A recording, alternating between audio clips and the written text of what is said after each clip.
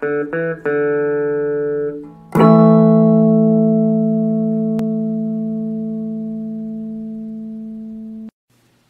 I'll be talking about a game a little more recent than some others I've done.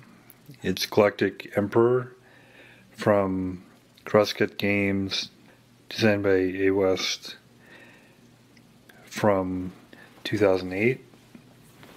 It's a bit more recent, but it definitely has that obviously Galactic Empire theme with sci-fi. Obviously it's the modern era of components. It's well done. The art's pretty evocative of the theme. Back gives a good summary of components, and there are a lot of components. Be curious to see how they all kind of work together. Playtime 90 minutes, 3 to 6 players, ages 12 and up. So a bit of theme is captured in the rules here. Galactic Emperor is a fast-paced empire building game of exploration, conflict, and struggle for dominance. The last Galactic Emperor has met with a sudden and quite fatal accident. Now there's a power vacuum in the galaxy, and you're one of the planetary dukes who wants to fill it. Each player controls a space sector and a home planet, and 4 times shares the power of the galactic throne. During the fight for control, the central megasun is heading toward collapse, a cataclysm that will only accelerate the chaos. The game plays over several rounds, and within each round, the roles players choose determine what happens next. There's 7 different types of roles: explorer, merchant, steward, engineer, warlord, regent, and scientist. All players get a turn to act during each role. Players discover planets, gain resources, build ships, and attack space fleets in desperate effort to grind foes into cosmic dust. The player with the most victory points at the game becomes the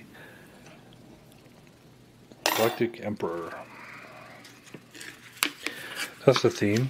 It's not, so the rest of the theme is captured in play. There's not a sci-fi story that fills it out, but you can use your imagination. And I'm struck with, there's a lot of components here. So we'll see how well everything works together.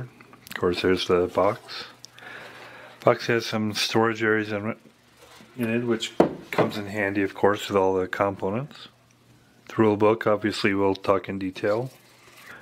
12 pages, you know, kind of modern type of rule book.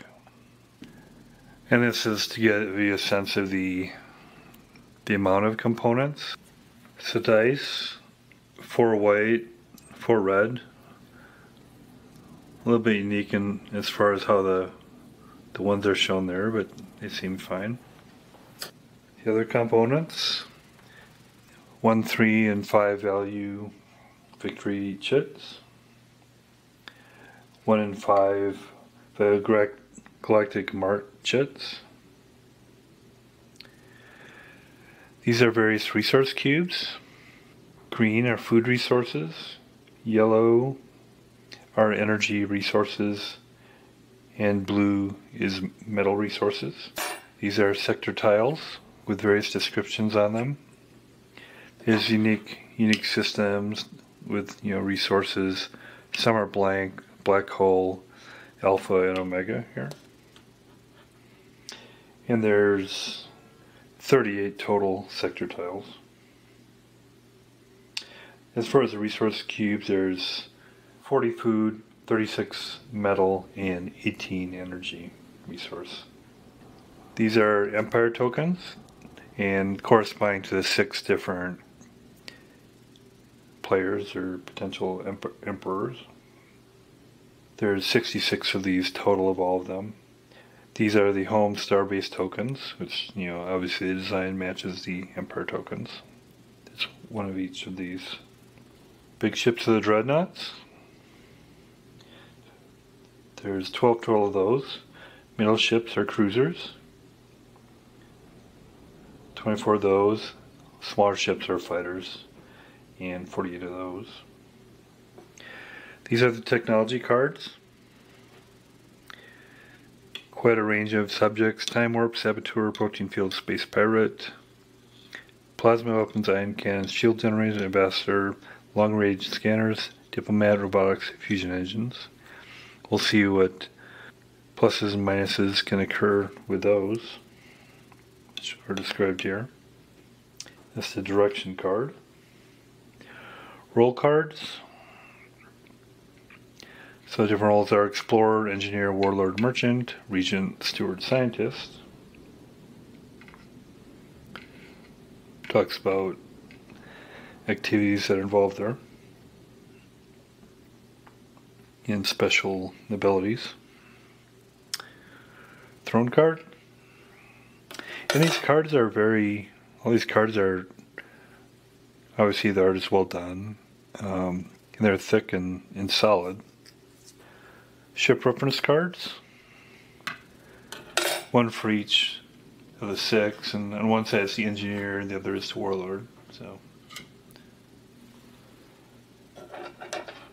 and then the storage facility cards. The map is well done. It's a solid board. Folds up from these 4 sections. Pretty straightforward. These hexes are where the different sectors go, of course. And then the other locations are for different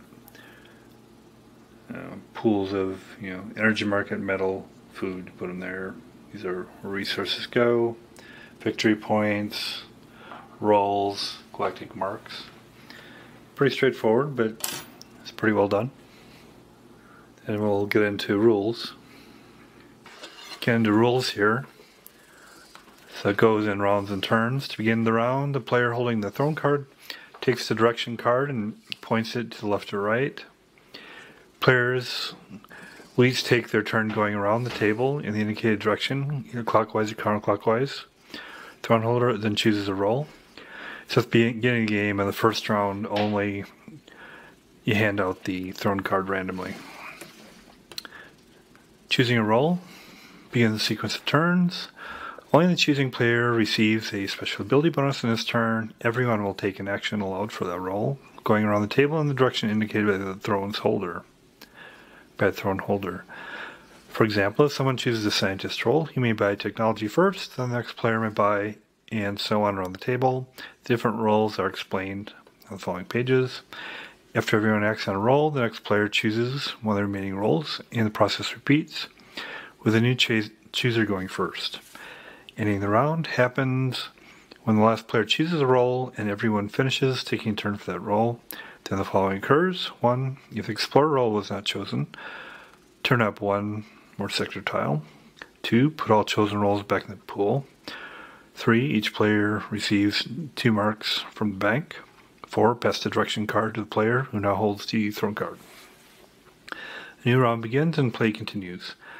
The game is over when a player either places his last Empire token to establish control of a planet sector, or takes the last victory point chit from the pool. Always play to the end of the roll, so every player finishes taking a turn for that roll. Finally, victory count, and each player keeps their victory points secret till the end. Final victory count. If the game ends during Warlord or Explorer, take a final victory count. Each player is awarded 1 victory point for each planet it controls. Some sectors have 2 planets. If the game ends during Regent, do not take a final victory count. A victory count is already part of the Regent role. Wealthy Lord bonuses. All players with full storage facilities, 6 metal, 3 energy, receives 1 victory point. Also, the player with the most marks receives 2 victory points. In the case of a tie, each receives 1 victory point. Even if victory point chits are depleted, players always receive their victory points. The player with the most victory points wins. All other players must respectfully say to the winner in unison, "All hail the great Galactic Emperor." That's kind of corny. In the rare event that 2 players are tied in victory points, time for Galactic Showdown ending, the entire remaining space fleets of both players are moved to a neutral sector for battle. If more than 2 players tie, the 2 players with the most control sectors battle. Roles at the beginning of the game. There are 7 roles and therefore 7 types of turns: Explorer, Merchant, Steward, Engineer, Warlord, Regent, Scientist. Explorer finds new planets and sectors of the galaxy. Merchant harvests food, buy and sell resources, funds steward production. Steward produces metal and energy resources. Engineer builds spaceships. Warlord go to war with deadly space fleets. Regent scheme politically and assess victory points. Scientist buy technology cards. 2 roles change during play. When the Explorer role is finished, it is flipped over to become a second Warlord role. Also, the Scientist role is removed for the game when the Omega Sun explodes. So Explorer role, shown by this tile here. Each sector tile represents a section of the galaxy. Sector tiles have 1 or 2 planets, empty space, or possibly a center black hole. Sector tiles with 2 planets or less resources are the most coveted. Place a sector tile. In directional order, each player selects and places a sector tile on the board in empty space. You can put sector tiles in empty spaces with ships. The ships are placed on top of the tile. However, the ship-owning player cannot claim the sector tile, yet with an empire. Choose a special ability. The chooser may use an empire token to immediately claim the first sector he selects, provided that the sector is not placed on enemy ships. The chooser also places all leftover turn-up sector tiles after everyone has chosen 1 tile. Turn up the next tile set. After all tiles are placed, turn over a number of sector tiles equal to the number of players, plus 1 more. These remain face up, so players may anticipate will be available the next time the Explorer role is chosen. Late in the game, you may lack enough sector tiles to turn face up. Just turn up the remaining sector tiles. Some players will not get one. When all the sector tiles are on the galaxy board, flip the Explorer role over. It is now a Warlord role. For the remainder of the game, there will be 2 Warlord roles to choose. Omega Explosion in the black hole. During the game, the unique black hole sector tile will be turned up. The player who chooses the black hole must swap the central Omega Sun sector tile with a black hole. The Omega Sun explodes, collapsing into a black hole. Scientists are banished from the galaxy. Placing the black hole has these immediate effects. Remove the scientist role from the game. No more technologies can be purchased for the rest of the game. The black hole is a warp gateway. If you move ships into it and end the Warlord role there, the ships may warp, move anywhere in the galaxy except home or sun sectors, on your next Warlord turn. Merchant role, shown with this card. Players harvest food and fund resource production during this role. Players can also buy and sell resources. With Galactic Marks money, it is important to acquire the right mix of marks and resources for other roles in the near future. Galactic Marks buy ships, engineer, and political influence, Regent. Food resources fund metal and energy production, Steward. Metal resources buy ships, Engineer. Energy resources buy ships, Engineer, and Technology Scientist. Chooser's special ability. The chooser receives 3 marks from the bank. He then sets the current price for each resource by rolling 4 dice. The chooser discards 1 of the dice and assigns the remaining 3 dice to the market spaces on the board, the lowest food, the middle to metal, and the highest energy. After the chooser sets up the market prices, each player does the following. Harvest food. From your control sectors, you harvest the amount of food shown, count the number of food your sectors produce, and take that number of green food cubes from the pool. You may also collect food cubes placed during a previous merchant roll on sectors you control. Buy and sell. You may buy and sell resources as much as you want. Sold resources are returned to the pool. Purchased metal and energy resources are placed in your storage facility. You can never exceed the capacity of your facility, 6 metal and 3 energy. Fundamental energy production. You may put food cubes on your controlled sectors that generate metal energy. Metal energy sectors can hold a maximum of 2 food cubes. After funding your production, any excess food must be sold for the current market price. Sold food cubes are returned to the pool. Then the steward role, shown by this one. Steward role. Controlled sectors with metal energy can provide those resources if they've been funded. Choose a special ability. The player who picks a steward role gains 1 metal or energy resource for free at the start of his turn. Produce metal and energy. You may remove one food cube from each controlled sector to produce the metal and or energy shown. You cannot remove more than one food per sector. Take the number of blue metal cubes and yellow energy cubes shown on the sector from the pool and place them in your storage facility. You can never exceed the capacity of your facility. 6 metal, 3 energy. Also and then game over. For the Explorer role, you may place your last Empire token. If so, the game will end when the Explorer vote is completed. Final victory count is done. Definition of controlled sectors. The planet sector is controlled by you if you have an Empire starbase on it. Also on Explorer, if Explorer is not chosen your round and other sector tiles turned up, the chooser's special ability to place leftover tiles becomes even better. That's on Explorer. Engineer role, shown by this card. Players build spaceships bristling with firepower. Fighters are good, cruisers are better, and dreadnoughts are pretty nasty. You can build as many as you can afford, except your total force cannot exceed your reserve of 8 fighters, 4 cruisers, and 2 dreadnoughts. Choose your special ability. The player who picks the engineer role receives a free fighter if one's available in the player's reserve. The fighter is immediately deployed to the player's star bases. Build and deploy ships. Purchase ships are deployed at any sector tile where you have a star base. You cannot deploy ships to an empire. You may pay for your ships with resources from your storage facility and marks from your supply. Fighters cost 1 metal. Cruisers cost an energy and 2 metal. 2 credits. Dreadnoughts 2 energy, 3 energy, 2 energy, 3 metal, 3 credits. Fighters 1 metal, 1 credit. Space dock, a solid color Empire may be upgraded. Flip to a symbol showing starbase during the regent roll. Starbases have several advantages, including the ability to deploy ships during the engineer roll. You always have at least 1 starbase in your home sector which cannot be attacked. No limits, you can place as many ships as you like on a single sector tile. Then the Warlord roll, shown by this card. Players move their spaceships to claim sector tiles with valuable planets and resources. If enemy units are in the way, it's time for combat. If an unclaimed planet sector tiles on your ships, you may immediately claim the sector with one of your Empire tokens. Moving, players may move and the spaceships in any order. Ships can move into empty spaces and sector tiles. Ships can skip over suns when moving. They do not count as a space.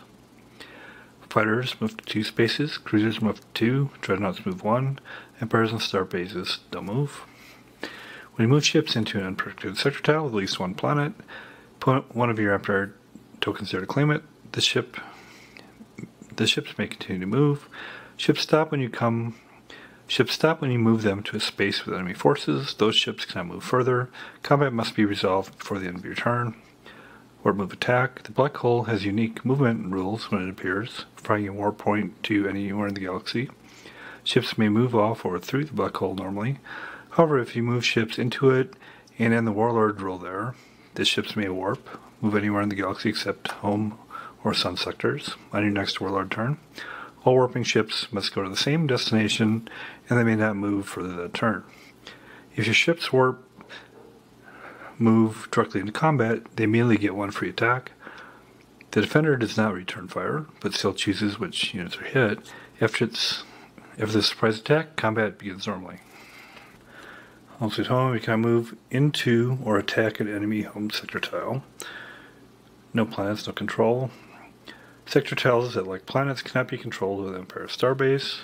Game over. During the Warlord roll, you may deplete the pool of victory point chits. If so, the game will end when the Warlord roll is completed. Other players may still receive victory points they earned during the roll.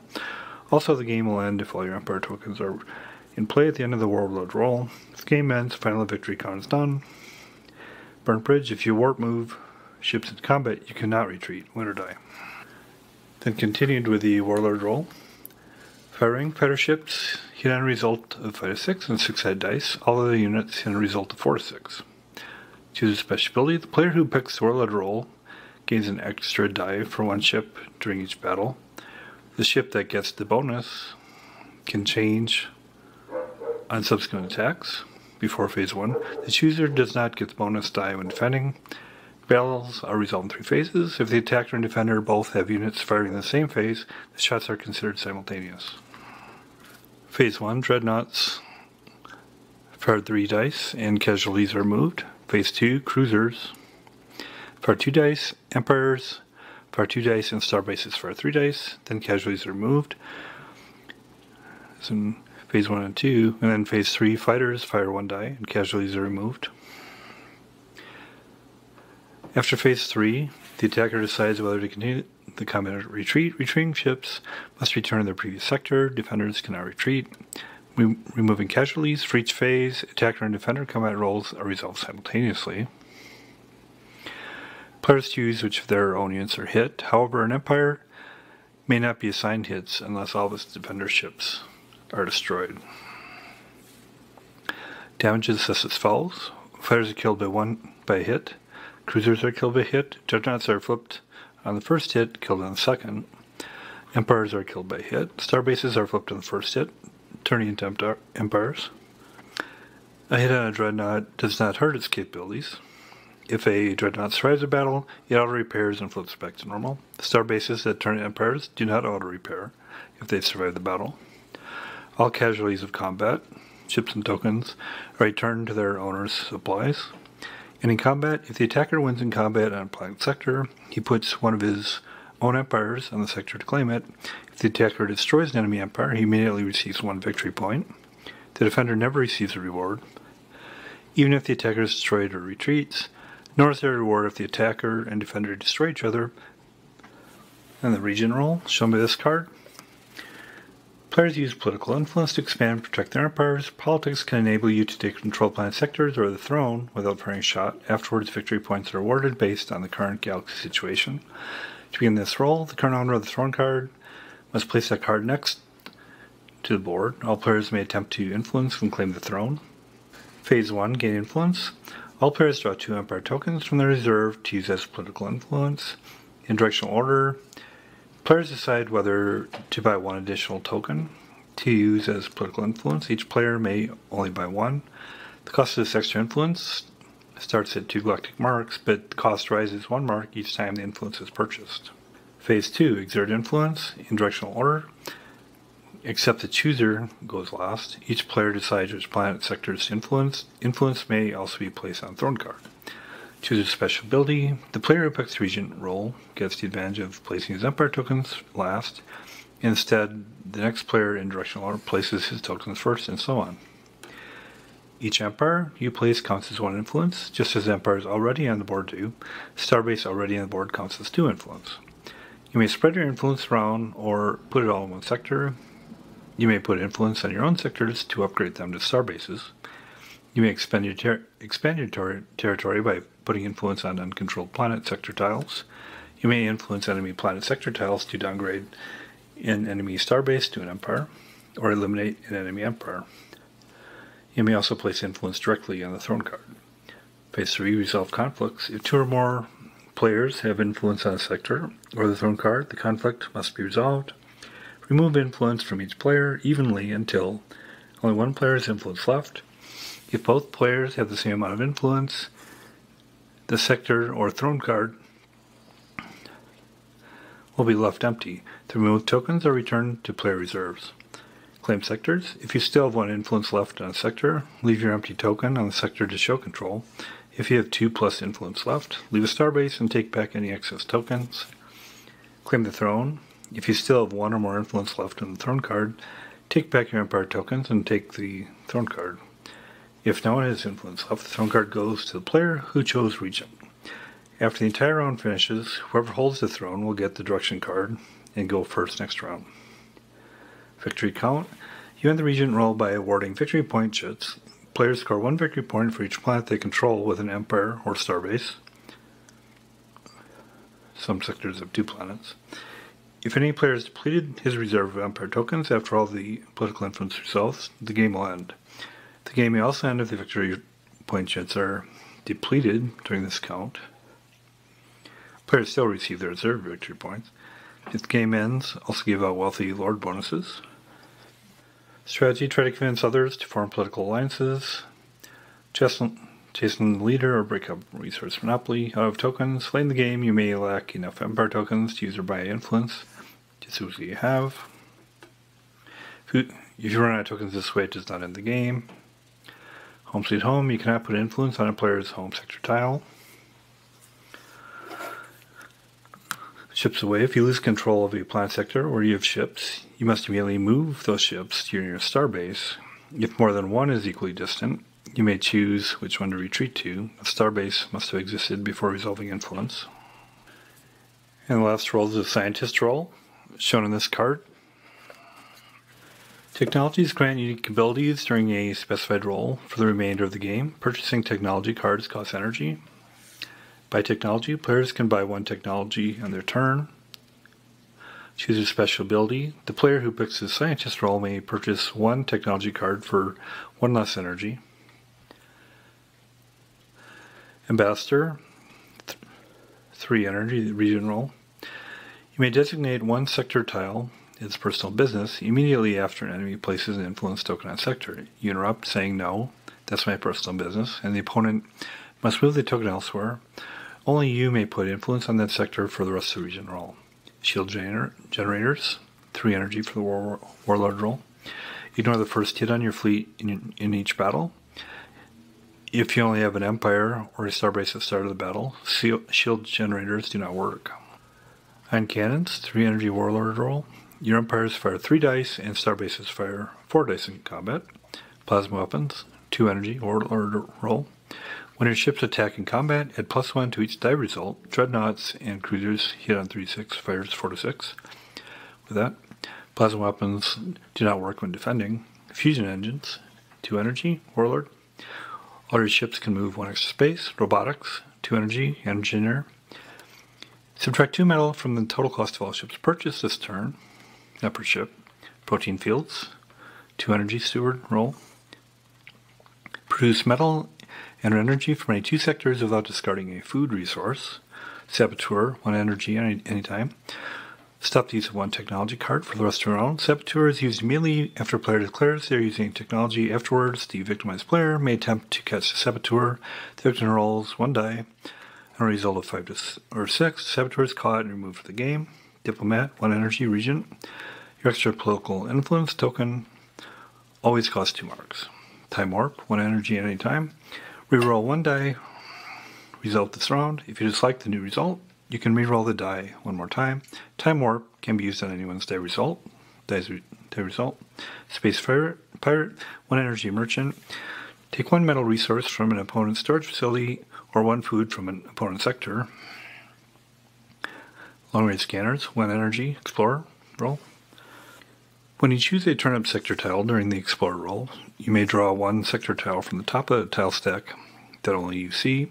Choose 1 of these sector tiles and place the other back on top of the tile stack. If you choose the explorer roll, this technology applies only to the first sector tile you select. And notes are here. The ambassador, you need not control sector tile to designate it as personal business. Home sectors cannot be influenced by anyone, so the ambassador deck is not used on home sectors. 2 warlords late in the game. There may be 2 warlord roles available. Technologies that are used during warlord may be used during both warlord roles. Diplomat.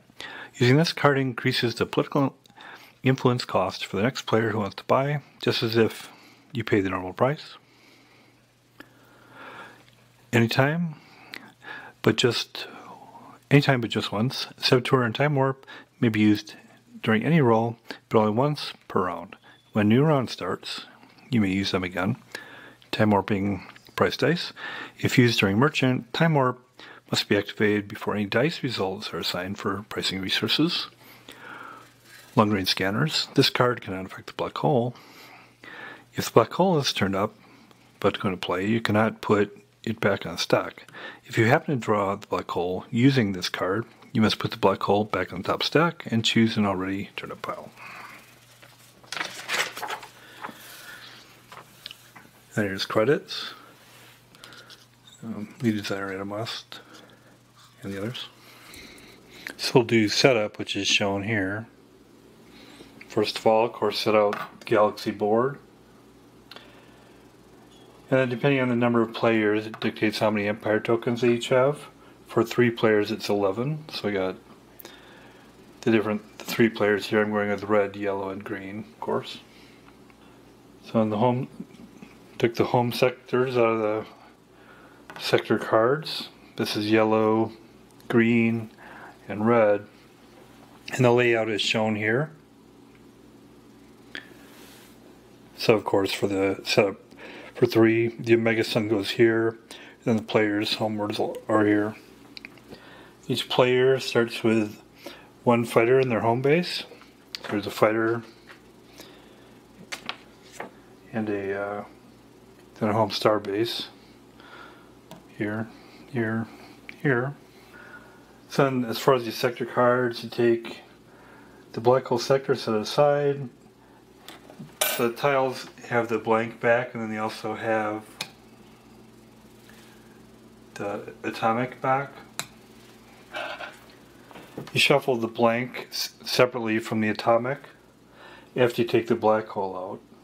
Then you put the black hole face down on top of the atomic stack, which atomic stack is there, and the black hole is right here.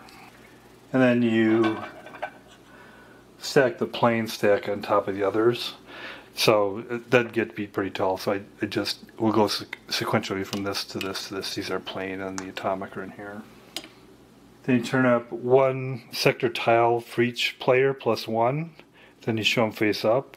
So I have 4 here, shown face up. Place the technologies face up. Like I'm in these piles here. So players can inspect them at any time. And they can be purchased during the scientist roll. Place the roll cards, galactic marks,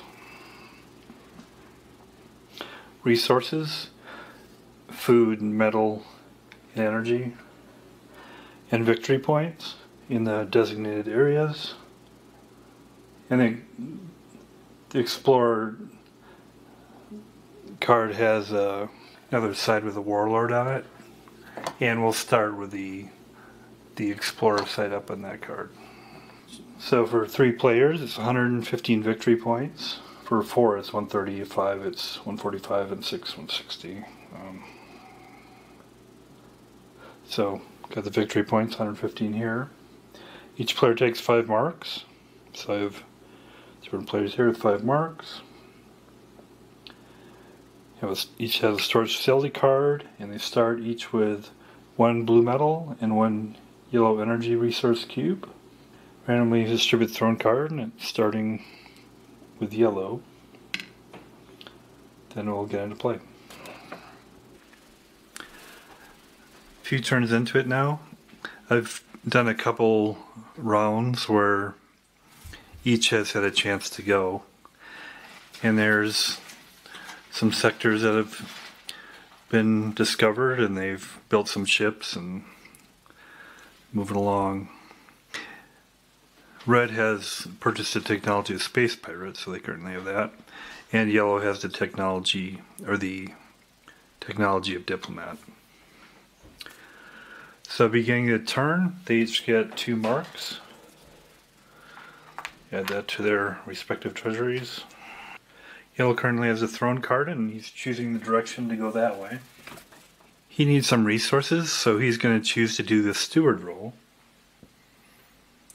He's a chooser. His special ability in his chooser is to gain 1 metal or energy resource for free at the start of the turn. Actually, he'll take a metal. And then for each planet that you have a food cube, you take their metal or energy. And he's got food cube here. He gets a metal. Food cube off. He's got food cube there, 2 energy. And the others do the same. Green can get 1 energy and 2 metal. He could also take off a 2 energy and a metal there. But he's just going to keep that there for the next turn. You can do it because he's pretty filled up there. Then red gets an energy cube, and also he gets a metal cube. And then green goes, and then green's going to decide to be a warlord. Benefit of being the chooser and the warlord is you gain an extra die for one chip during each battle. Okay, so that's handy. Movement. He's going to move all 3. Cruisers can move 2. He's going to move all 3 of them here. Since he moved through a sector that's not claimed yet, he can claim that. He doesn't have to keep his ships there. Then we do battle. And the phases are dreadnoughts go first, and then cruisers and empires, and then lastly fighters. It's all cruisers and empires here. Cruisers and empires hit on 4 through 6. And they get 2 dice. And he'll use his extra dice on this ship. That's too bad. He didn't hit with any of those. And now he's used that extra dice. And now the 2 other cruisers will go. Another miss. Very unlucky. All his ships missed. And now the cruisers can attack. The yellow cruisers can attack. Well, that cruiser hits. I need 1 hit of that. So one went. Next one. Another hit. And now the Empire will go. Well, that's pretty significant. So green was very unlucky and yellow was very lucky. So that was unfortunate for green. They lost all their cruisers. So that was not successful. Although they did pick up an empire there, but that's now undefended. Then red will go. They'll move.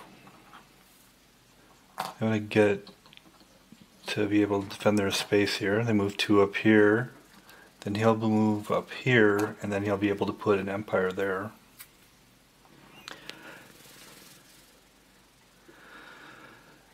Yellow then, since they're going to go up here against this empire.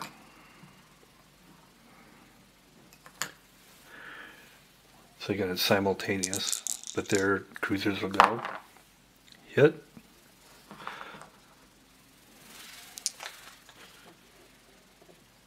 Empires are killed by just 1 hit, so the empire now will attack. And it misses, so green was completely unlucky and yellow was completely lucky. So just claim that, destroy that, now he gets empire there. And then since yellow defeated an empire, they get a victory point. And now we'll go to red. He's going to do engineer.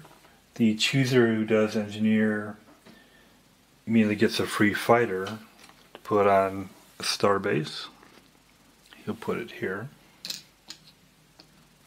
Then they go around and purchase ships they can afford. So a fighter costs a metal and a credit. Cruiser is a energy, 2 metals, 2 credits. Dreadnought is 2 energy, 3 metals, 3 credits. See what red has here? He's got 4 credits and that energy. So let's see, he's gonna buy a dreadnought, which costs 3 metal, 2 energy, and 3 credits. You can put it anywhere he's a star base, I'll put it there. That's good. Then yellow, let's see if they can purchase. They're also going to get a dreadnought. they'll put it in a starbase.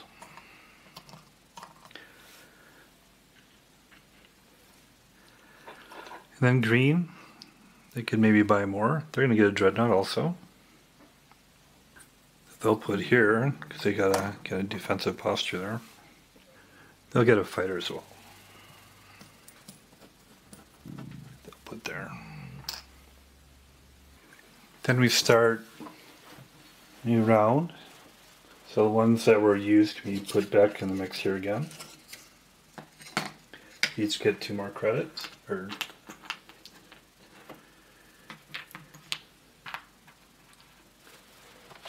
And nobody did region yet, so yellow still has the Galactic Throne, so they'll be going first, and they still want to go in this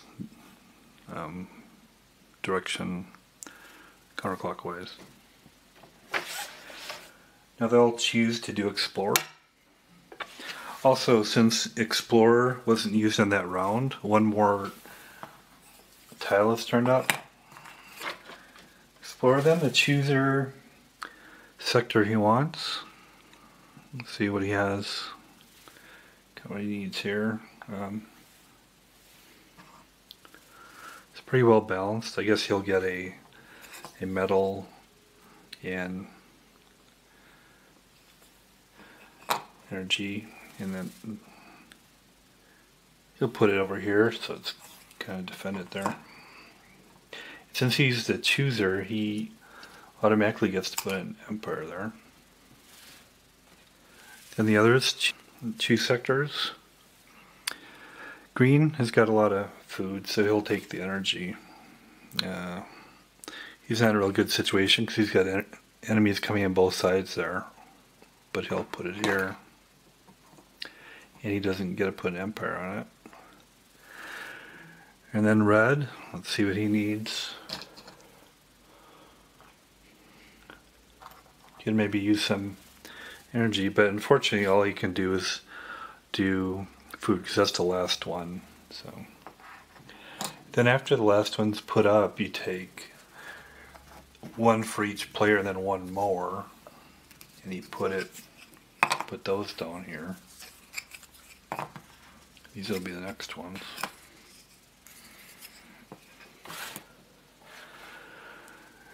And then we'll take the Explorer off to indicate we've done that.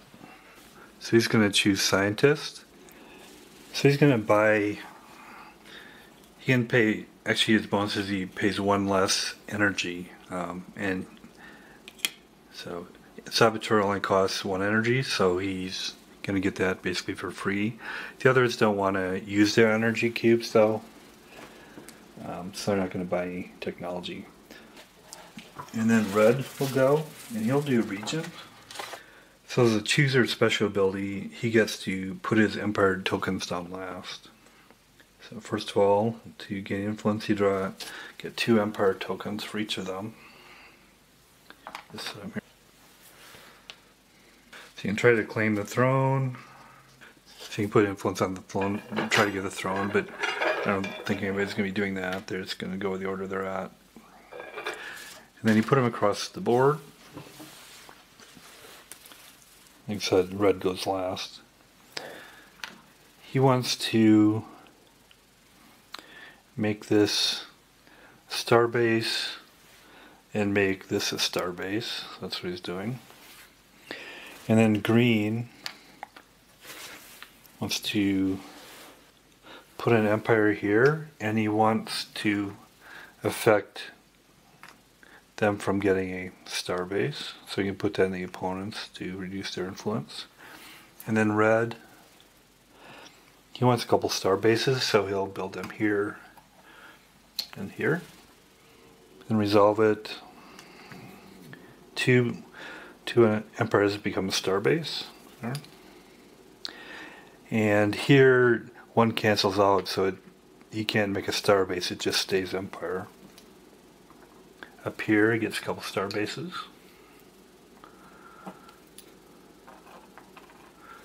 Okay. Then you end the regent roll by awarding victories points. Put a score 1 victory point for each planet they control with an empire or star base. Let's see what we have here. So yellow has 1, 2, 3, 4, 5. Get 5 victory points. Green has 1, 2, 3, 4, 5. We get 5 victory points. Then red has 1, and they have 2 planets here, so 1, 2, 3, 4, 5. They also get 5. So I'll start a new round here, and they each get 2 marks. Then yellow will go. They'll do the merchant roll. There's a chooser, so they get 3 marks from the bank. And they set the current price for the resources by rolling the 4 dice. So the lowest goes to food, the next goes to metal.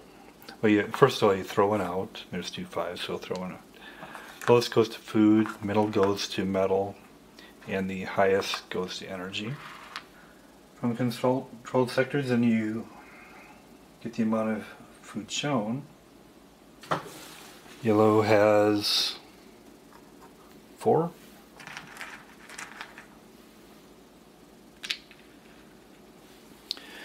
Green has 4 as well. Red has 6. And in the Regent, yellow could have used his diplomat card, but he could have got more influence for 2 marks, but he chose not to do that. And red also, he has got space pirate, which means he can steal 1 food or metal when they do merchant. And he'll steal a metal from. And then they can buy or sell whatever they want. Yellow's gonna. He's got enough food cubes to put on your resources. So he'll need 4. So he's gonna sell 3 of his food. He'll get 3 marks for that, because the going rate is 1. And he'll purchase metal, because that's at a very good price. He'll actually buy 5 metal. Green, so he needs his 4 there, but metal's cheap, so he's gonna spend 3 to get 3 metal. And then red's got quite a bit of excess food. He'll sell 6 of his food and get 6 credits back.